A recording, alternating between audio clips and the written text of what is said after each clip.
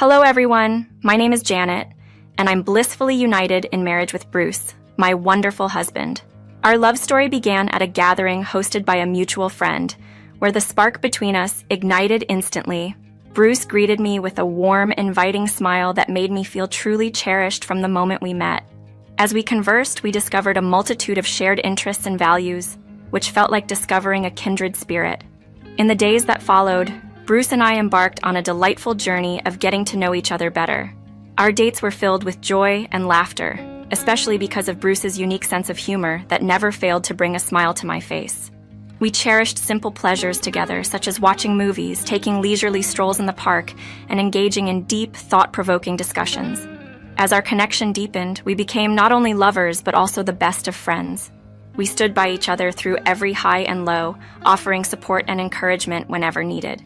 Bruce, with his ever-supportive nature, was a constant source of comfort and motivation for me. Driven by our mutual love and commitment, we made the heartfelt decision to marry, celebrating our union in a ceremony that was a beautiful blend of joyous laughter and happy tears, surrounded by our loved ones. 8 months ago, our happiness reached new heights with the news that we were expecting our first child. The excitement of becoming parents was a profound and exhilarating experience, yet it was not without its apprehensions. "Can you believe we're going to be parents?" I exclaimed, overwhelmed with emotion. "It's beyond words how thrilled I am." "I know, my love, it's incredible," Bruce replied. "Just imagining holding our baby for the first time fills me with such joy. It's like a dream coming true." However, alongside the excitement, we also shared a sense of apprehension about the unknowns of parenthood. "But I can't shake off this feeling of fear," I confessed. "Embarking on this journey is amazing, yet daunting. What if we're not ready? What if we make mistakes?" Bruce reassured me. "It's natural to feel this way about such a significant change. Remember, we're in this together, and our families will be with us every step of the way." "You're right. As a team, we'll navigate this journey," I acknowledged. The responsibility of caring for a new life is indeed both thrilling and overwhelming. "We'll focus on the happiness and excitement of welcoming our new member," Bruce suggested. "Together, we'll learn and provide all the love and care our child needs." Hearing his words, I felt a surge of gratitude. Having you by my side, as the father of our child, I'm confident we'll build a beautiful, loving family. Our story is one of love, partnership, and anticipation as we prepare to welcome the newest addition to our family. And I'm just as thankful for you, love. Together, we're going to make incredible parents. I'm utterly confident in that. One evening, something astonishing happened while Bruce was asleep. He often muttered amusing, nonsensical things in his slumber, which I found endearing. However, that night, he uttered words that struck me with a jolt of disbelief. In his sleep, he confessed a desire to leave me soon after our baby's arrival, before we could even begin to experience family life together. Following that night, it seemed as though Bruce's nocturnal admissions became a recurring theme, like a needle stuck on a record, replaying the same troubling thoughts. "I can't do this. I have to leave," he would whisper into the darkness. Initially, I clung to the hope that these were merely the ramblings of a man overwhelmed by the impending responsibilities of fatherhood. But as these sleep-spoken words persisted, it became increasingly evident that something deeper was troubling him. Confronted by this growing concern and the fear of what it might mean for our future, I knew I could not remain silent.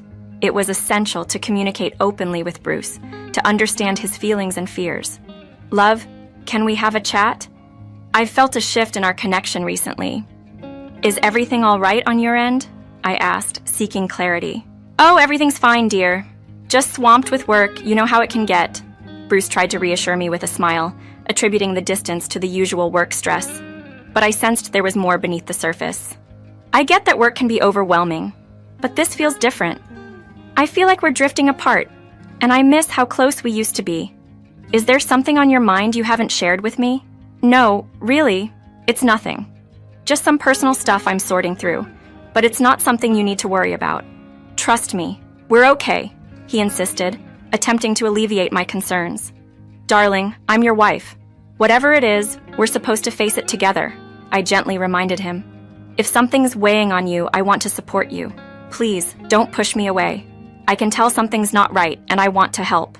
I appreciate your concern, and I love you for it, But honestly, it's just a temporary setback. Let's not blow it out of proportion, he said, trying to downplay his inner turmoil. Yet, despite his assurances, the conversation left a pressing need for openness and understanding between us.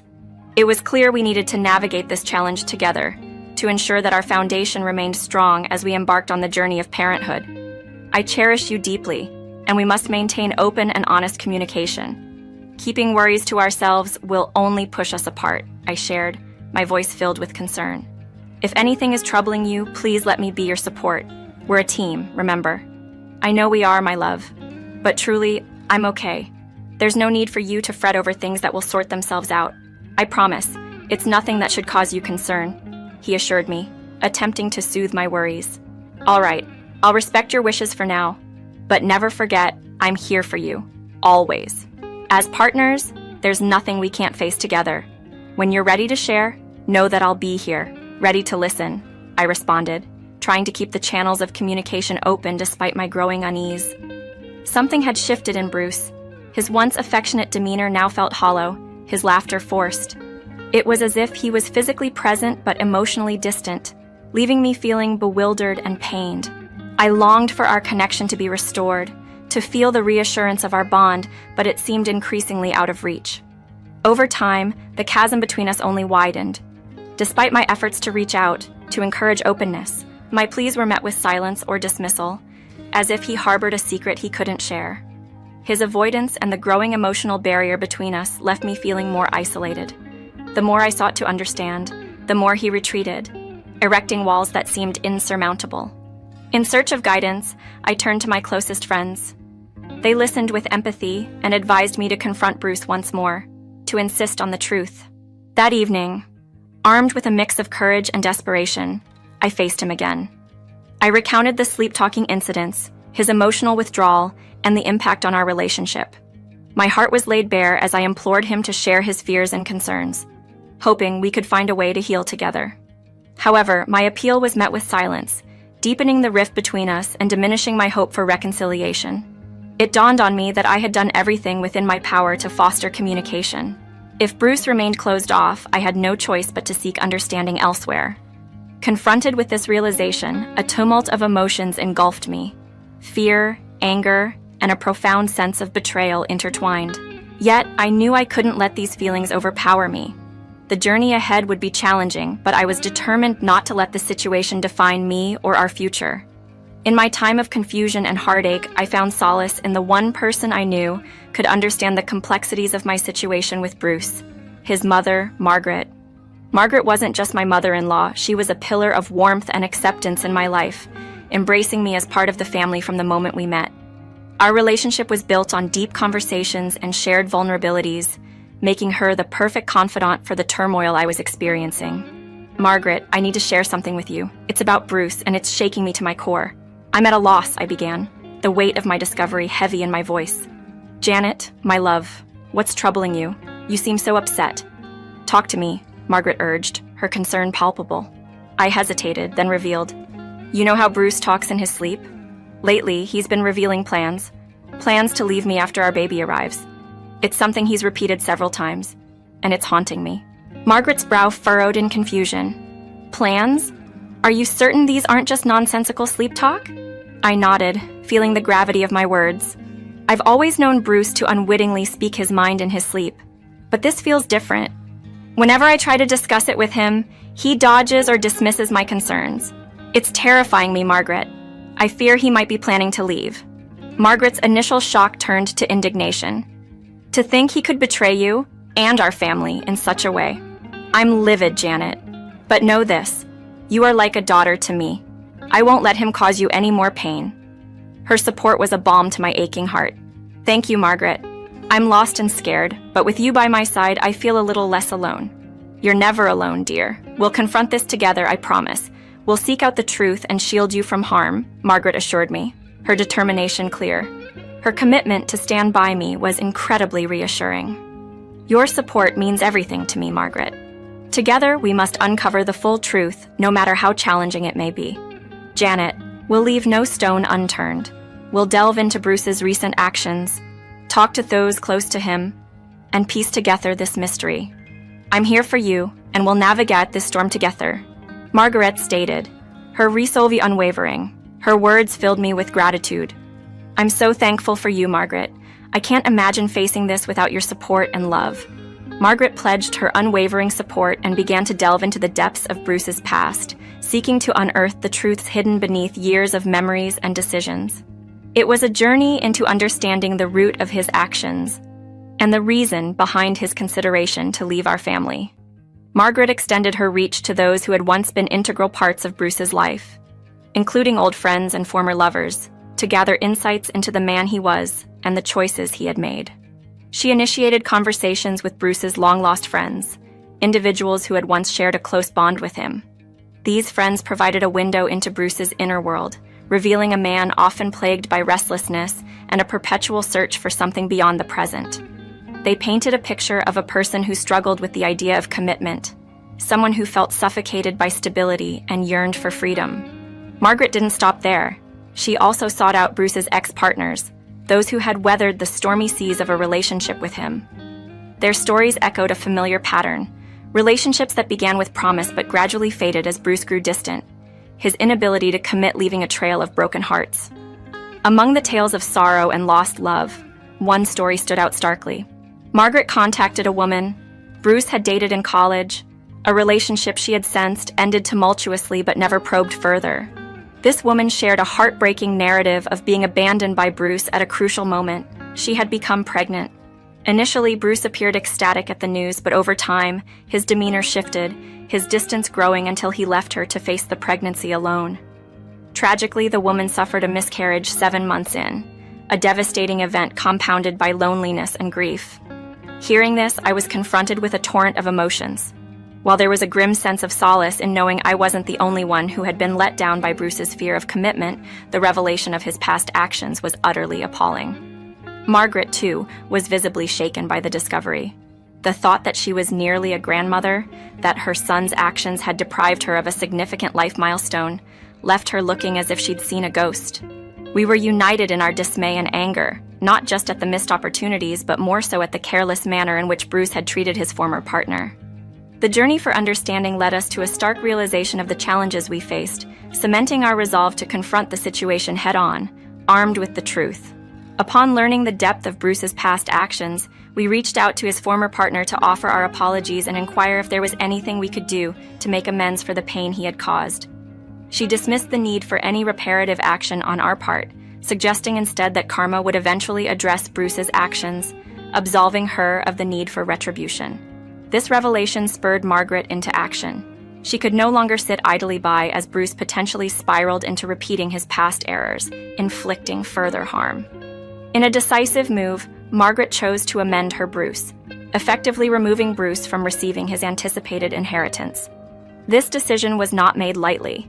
It was a deliberate measure to prompt Bruce to confront the consequences of his behavior. Margaret's primary aim was to safeguard me and our unborn child from experiencing the kind of abandonment that had become all too familiar in Bruce's history. "I can't thank you enough for standing by me through these trying times. Your support has been my cornerstone, and I'm profoundly thankful," I expressed, deeply moved by her actions. "My dear, you and our future grandchild are my utmost priorities. I've decided to revise my will to ensure Bruce does not receive his expected inheritance. This is to protect you and the baby," Margaret shared, her resolve clear. I hesitated, wary of the potential familial discord such a decision might provoke. "Margaret, that's a significant decision. While I appreciate your intent, I'm concerned about the fallout this might cause within the family. Please understand my rationale," Margaret implored. "It's crucial that you and our grandchild have a secure future, one that isn't left to the whims of Bruce's decisions. Given recent events, it's apparent we cannot simply assume everything will work out in your favor. This change is to ensure your and the baby's well-being is prioritized." Her gesture was overwhelming. "Margaret, your protective embrace means the world to me. But what if Bruce changes? What if he comes to see the error of his ways? I hold on to hope that Bruce will transform for the better, becoming the devoted husband and father you deserve. Nevertheless, my decision stands as a precaution, not as punishment for Bruce, but as a measure to secure your and our grandchild's future," Margaret explained, her voice imbued with both hope and pragmatism. "I understand now, and I'm genuinely touched by your concern.